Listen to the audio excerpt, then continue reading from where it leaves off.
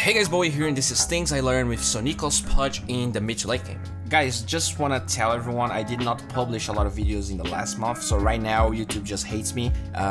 He's not sending a lot of notifications to people. So if you're interested in the content and you just don't understand why you're not getting the notifications, make sure to click the bell close to the subscription button. The first thing to note in this replay that lasts over an hour is how Sonneiko farms a lot of jungle camps in the mid game. The way you need to play pudge changes a lot after your outer towers are down or when you're super far behind. It's just not feasible to get kills or just walk up to people and try to solo kill them unless you're smoke ganking or someone just really misplaced. Due to pudge building tranquils in this game and having tons of strength thanks to his passive, so thanks to the kills he got in the early game, he can farm a lot of jungle camps without being too low on HP or spending mana. This makes pudge able to scale way more than other supports like AA that have trouble farming jungle or pushing lanes without hindering what they offer as a hero. So more important than farming the jungle, pudge can shove waves faster than a lot of other supports. This really helps turtling and holding structures. You always need a TP when doing this because pudge is a hero that is very scary to push into, and because of that, seeing you in other lanes will usually increase the chances of your enemies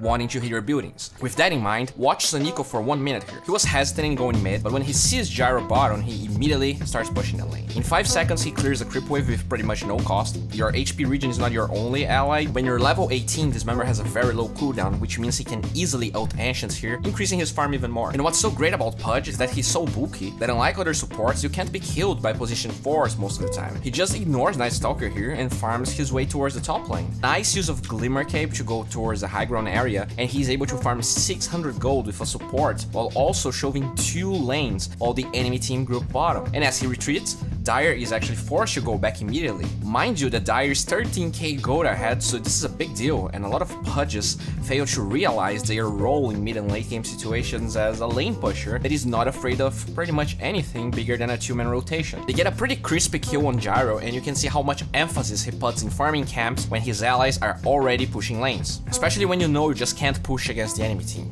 People severely underestimate how good of a farmer pudge is. I said that pudge doesn't scale as a solo killer, at least not that much if he's a support in the team that's behind, but items really help pudge in getting kills or assisting his team, and why wouldn't you farm if that's the only thing you can do right now? Sonneiko even farms pretty aggressively here. He saw Mirana pushing mid and is farming the low ground camp, but since he farmed so much, he has a Force and Glimmer Cape, making it super hard for him to be killed by just 1 core. You can see how he expected the enemies to be there, but they were rushing.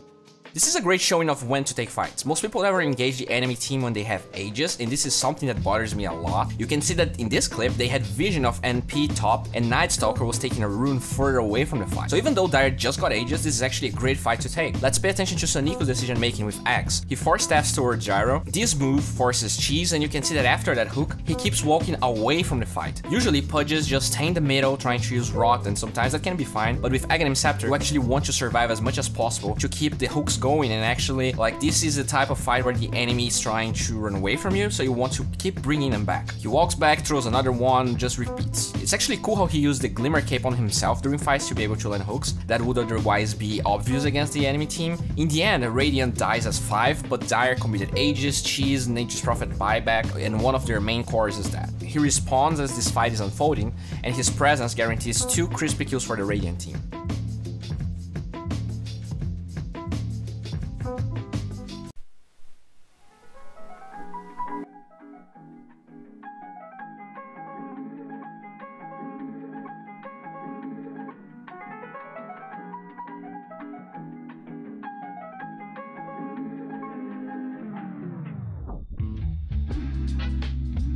It's actually hilarious that Radiant commits pudge as the siege hero here. He's so bulky and at the same time so replaceable. It's you don't really care if your pudge dies, so that actually makes sense to send him there. This is the only type of kill that pudge should initiate. You plus a teammate close to you with vision of a core mid and Mirana with that ward. If you pay attention to the net worth charts, Sonneiko is close to Furium, the offlaner. This is all because yes, he got kills, but he has 100 plus yes. That farm came a long way in what he can achieve in this game. Actually, as that kill ends, it's pretty likely that Dire sends some people bottom and he can just easily farm the mid wave.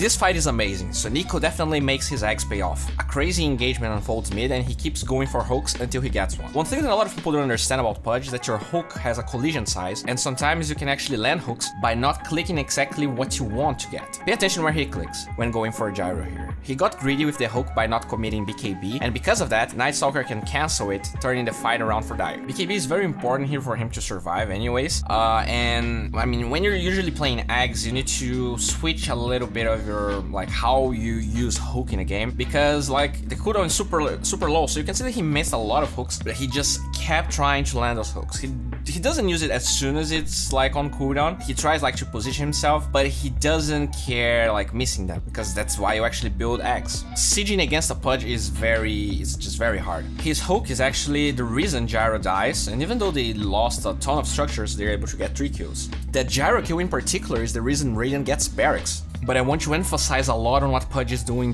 during Radiant's push. It's 47-12, Radiant is getting super close to the Dire base, and he is walking up top to shove the lanes away from Nature's Prophet. That's fine, he has travels. I feel like a lot of people would go for that play, but the next move is actually pretty damn smart and unintuitive for a lot of players, I would say. Bottom is going to push, deactivating backdoor protection. So he walks down bottom even though his team is like hitting buildings and fighting shit. Usually you want your pudge during sieges because he's actually great in those situations, because kills enable building damage, but with heroes dead, he knows his team can hit buildings, and the biggest threat is Nature's Prophet. Because of his play, Nature's Prophet can only go top way later, while his team gets barracks, and they almost even kill Nature's Prophet there. Pudge is a very versatile hero. That being said though, when you're in the spot Sonneiko is, which is being almost against mega creeps, even his health regen struggles to push lanes. Especially because against bulkier creeps, he needs to turn Rot for more time, and that hurts him. Hard is a great pickup this game. The magic resistance really increases his effective HP against magic damage, and it allows him that for like 50% of the fights just stays out of damage, be full HP pretty much always. Dire goes for the final hooray since Glyph is down. It's necessary for him to BKB dismember Murana, but they lose barracks regardless. And watch how the fight unfolds. He's always walking looking for hook angles, but always like getting away from the enemy. When you're fighting in your base, you want the hooks to be as far away from the enemy base as possible. They get another kill in Gyro pretty much only because of the eggs, and now they're against Megas. So not only Hard Pudge can deal with Megas easily, it means that no one in the game can pretty much stop him from BKB TPing, since he's like 6k HP.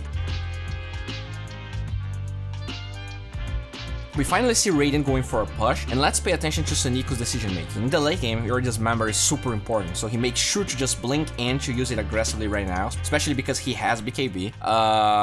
There's not a lot of heroes there too, and then he can just go back and start throwing hooks. Unfortunately, they retreat and Sonneiko ends up dying, and it's Dire going aggressive this time. We see the same move again, blinking in right away with BKB and dismember. There's way too many creeps there for him to start using hook. Like in your base, you usually like want to hook people to your fountain, but was just impossible there. As he retreats, he hooks targets as I pointed before, but he buys back, and as his team pushed mid, he was addressing the top lane, something he did for the entirety of the game. He gets 3-man ganked. As I pointed out during this entire game, Sonneiko's farming patterns allowed his pudge to actually be a great pusher, and one that people would barely care trying to gank, since he was either too mobile or now tanky too. The thing to pay attention though is that Murana is now dead without buyback, and Dire has to commit 3 heroes to get that kill, and they actually take a long time to do that. All those heroes committed a lot to get there, to deal with Sonneiko, that yes, he has no buyback, but just pay attention. This might seem like a misplay, but the fact that again he was addressing side lanes always to deal with Nature's Prophet and building travels, actually won them the game. The tier 4s are now down, and a huge fight unfolds, but like it takes a long time for Dire to get back. We can clearly see the power of travels level 2, and well, as the game unfolds, I just have some things to announce. I've been streaming every day, being coached by BSJ, so I'm playing a lot of carry. If you're interested in that, just check my stream. Pugna is a platform that is supporting this channel pretty much since its beginning. They have my extended videos there, so if you want, you can check the link in the description. They also have Oracle. It's a 2, kind of like Dota buff, but I mean, I'm gonna be honest, it's just better in the sense like it's better for your own improvement, because they have stats and things that you do not see shown anywhere. So this is gonna give you a 360 of how your play looks like and how better players looks like, and you can start addressing things that you're not doing as well as other players.